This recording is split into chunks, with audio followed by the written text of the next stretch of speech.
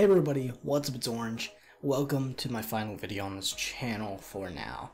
Now, I do want to upload videos in the future that will be on this channel for Pyro 101 if there's a day where KingsL decides to actually update the game with relevant stuff. I am just tired of waiting for stuff, and that's really all I'm gonna say. I still love the game, I still love the people who work on the game, and I still love all the people who I play the game with. But sadly, because there's nothing to really do on the game, even after the update, the dailies are just boring as crap. I'm sorry, I just have to be honest. Point is, yeah, unless there's relevant updates that come into the future that interest me, I won't be uploading on this channel, but if they do, I'll definitely make videos coming back, even if it's just for a short time. So don't unsubscribe if you do care, even if that's like 4 years down the line where they decide to finally give us 3 hours worth of content for a new world. That's fine too. I'll still upload and get as much content out of that 3 hours that I can milk out for you guys. But a lot of you guys have wondered, where did I go? And not many of you guys know why I left originally and why I came back and what I left for, what people were talking about. And yeah, I've been playing Shadowverse professionally for quite a while now. I wanted to share with you guys one of my matches from the top 12 North America. This is pretty much where the top 12 North American players dish it out to decide who's the champion. You go through grueling qualifiers, then you go through the process that we're in now, which is the round robin of the top 12 players out of all of North America. And then we're going to decide who the top 6 are, give the top 2 seeded players, one from each group, a bye, while the rest will dish it out, and then they'll dish it out in pretty much a double elimination bracket and just decide who's walking home with 6.5k in the pocket, as well as the title as the North American champion. This is against Fantasy. He's a World Championship qualifier, and I just wanted to share it with you because it was a really interesting match, and they do have webcams, so you get to see some really funny reactions. And if you want to learn more about this, follow me on Twitter, and feel free to ask any questions that you have. And yeah, peace out, everybody. I'm chasing her, I'm in love with the shooting star, but she moves so fast when she falls then Do you think Jay-Z will fall today as well, Exodium, as the person who predicted that? I predicted the upset yesterday, and I believe it's going to happen again today. Ooh. I feel it in my bones. And we can't discount Eplicus. Eplicus is also undefeated. Yes. And I think he's shining this season. I think he's risen to the top, and I think he's there to stay. Yes, Eplicus is also doing very well. And this is what I mean. You know, I think the North American region is super close in competition. Jay-Z has a huge pedigree behind him, but we'll see if he can live up to that. Let's talk a little bit about this first match that we have coming up. Fantasy versus Red here. And it's going to be Rune and Blood on the side of Fantasy, and then Blood and Shadow on the side of Red. The two banned crafts is going to be Swordcraft for Fantasy and Runecraft for Red. What are the decks we're looking at here, Exo? Kind of what is the high level?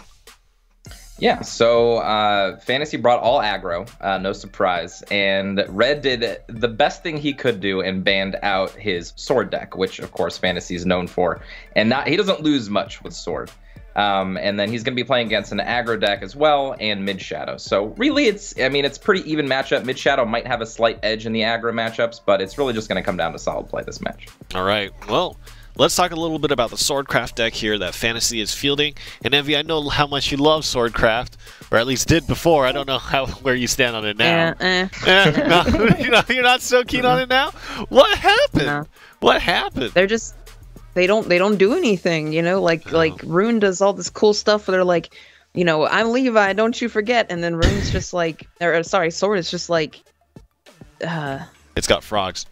It used to have frogs. We don't have frogs anymore. They got nerfed. Okay. No more frogs. You know what it does have? No more stop the frogs. No frog. Let's talk They about. just don't do anything. Let's talk.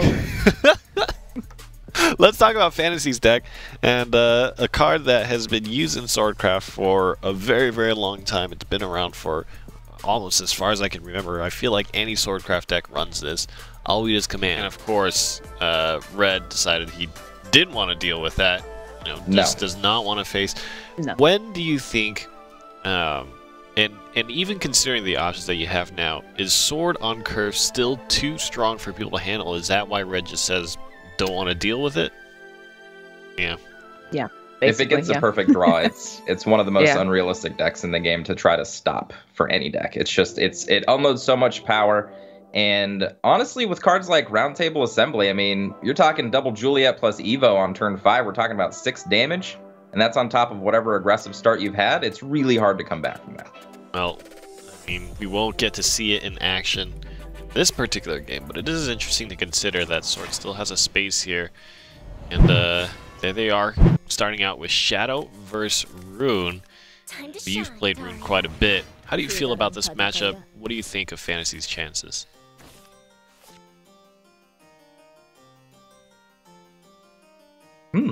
Well, I will say we talk about this matchup all the time. Honestly, it's just if you can get the right cards like Master Mage Levi in the mid game, and you have enough card advantage in the end game with cards like Wizard of Oz to kind of push you over the edge, you can definitely get there.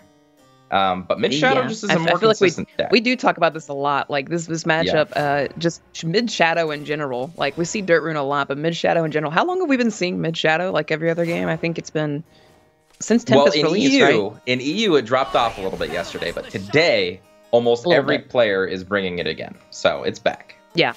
Well, North America they've always been like, they're still playing Sword, right? Like they're right.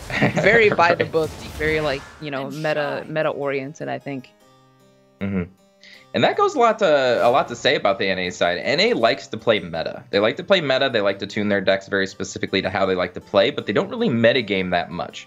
That's not to say it's a bad strategy. It just means to say that they're okay with playing meta versus meta and just I'm better than you this match type of mindset. Oh yeah, they're totally up for. They're gonna grind a matchup 1,000 times and they're gonna play that matchup in tournament every time.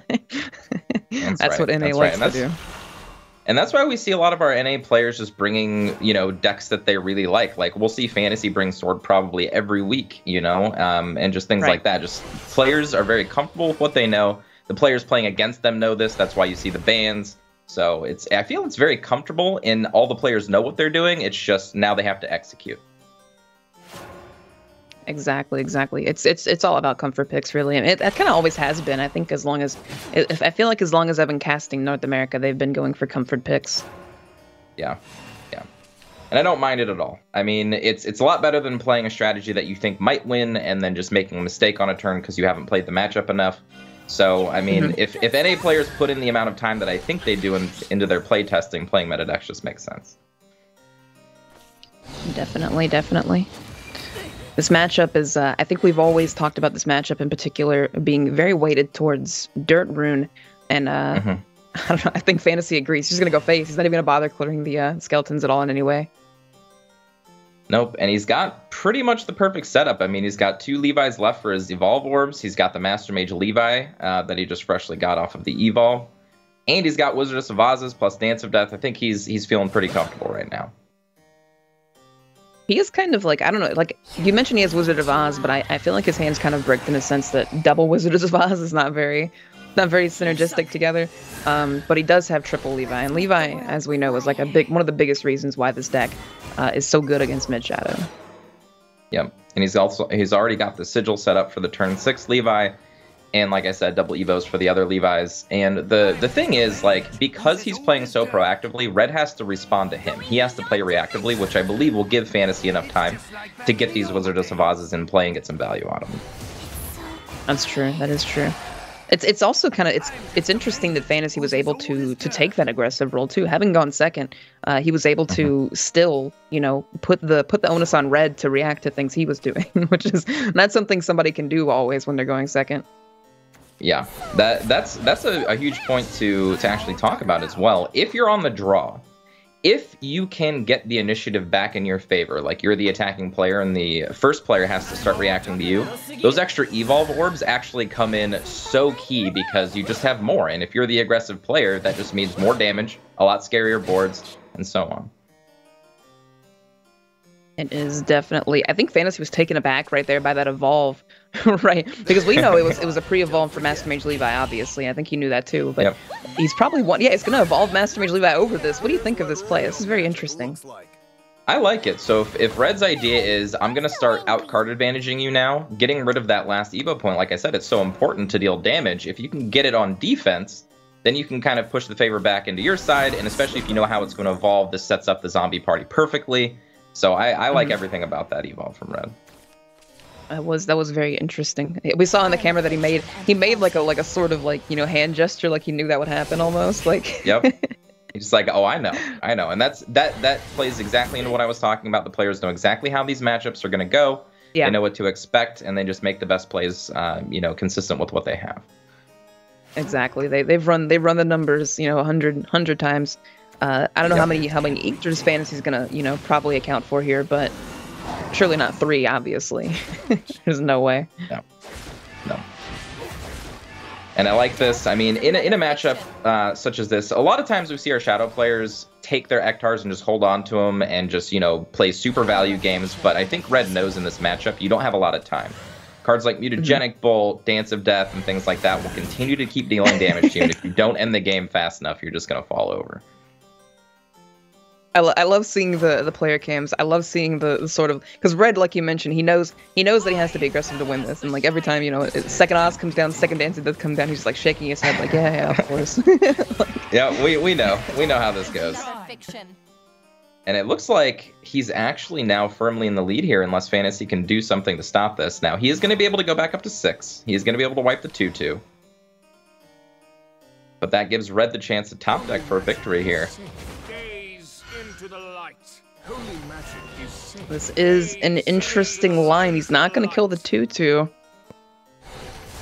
This is super scary. This just means Red needs. I mean, he did heal a lot. He did double Carls. He did. There's a lot of heal. Double Carl's pretty good. Leaving 7 damage on board, though. It'd scare me. See if you can find that third Eek that I mentioned. He doesn't actually have all 3, but it was close. So what's interesting about that Soul Conversion is that he chose to Soul Convert the 2/2 in play instead of playing the Soul Squasher, which actually took him away from having a lethal play.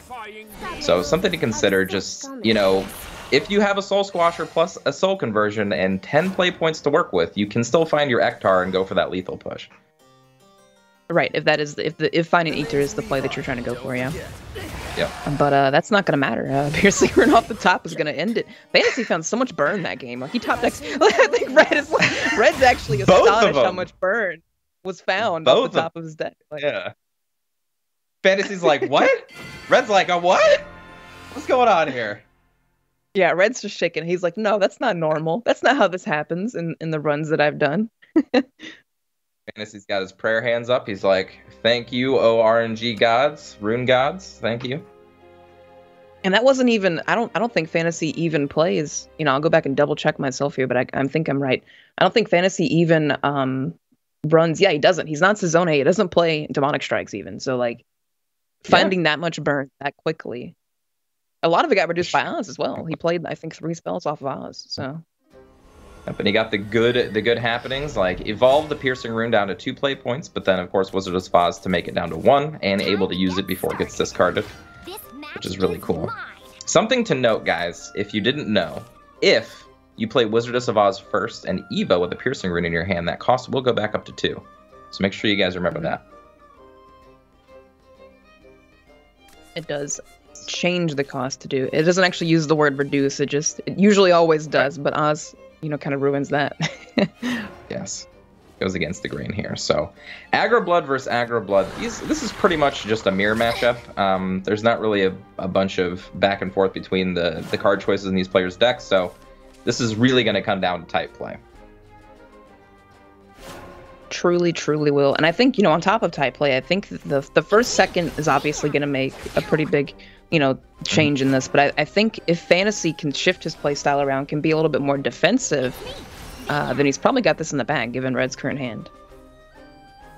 Yes, Red has a really nice opener, but he doesn't have a lot to fall back on after that opener's done. I speak too soon. Razor Claw, of course, off the top.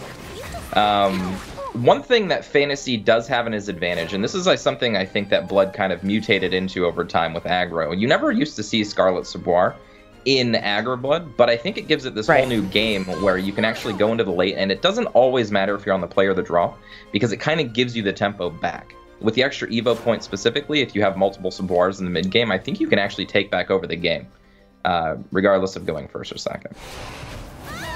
Right, she's kind of like shoved herself into every Blood deck now. I think people realize, like, this card's just really good. Let's just play this in everything. Yeah. Really great card. Unfortunately for Fantasy, he didn't have a turn 1 play. He doesn't have a great way to use all of his play points this turn. I think Angel of the Word would have taken more damage off the board, but I think Fantasy wanted to use his play points a little bit more effectively and put up the board himself this turn. But it's a little bit of a risk, taking that extra point of damage. It definitely is, and I mean, just like you said, that Razor Claw top deck before popping the Vanya off the board was pretty significant. It's going to allow Red to just keep that aggression going, and he's still drawing more damage. So wow, yeah, that was way better than a Caraboss to have on 6 play points in this situation, and this is just lights out. Unless Fantasy can draw some type of a ward or another life gain effect that he can play on top of Savoir, which I don't think exists. I don't think that, no. Not even Diabolic Drain would exist here. No. That's going to be very unfortunate. Even though he wipes the board completely, Red knows goodbye. Yep. The game is over. And like I said, that one extra damage will come into play here and just end Fantasy. That was a really good Razor Claw top deck. His hand did not look amazing, but Razor Claw to control the board, Night Horde to control the board, like, it just allowed Red to push so much. Good job. He got so aggressive. Yeah. This is one of the things, like, I've faded in and out of Night Horde and like that synergy and stuff like that, but when you're on the play and you have Night Horde, especially when you have Vanya in play, it just, there's no card that just feels as good to play. Geno might be a close second, but like when you have everything going for you, I think Night Horde might be one of the best on the play 4-drops.